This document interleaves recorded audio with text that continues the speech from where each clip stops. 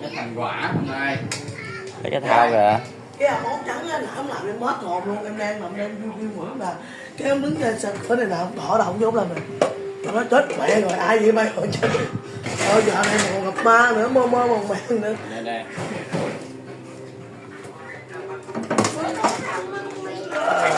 Hôm nay anh em ơi. Sao không mò nữa đi, mò bao nhiêu đó về. Lạnh cái mẹ. Lạnh theo mẹ không? Đó vô bánh này. Rồi. Tôm cá lòng băng bánh. Về quê là vậy đó. Nè anh em ơi. Ok. Có mấy con ngọt. Con tôm nãy mặn nó mò đâu rồi. Rồi cắt lên chụp hình vậy đây.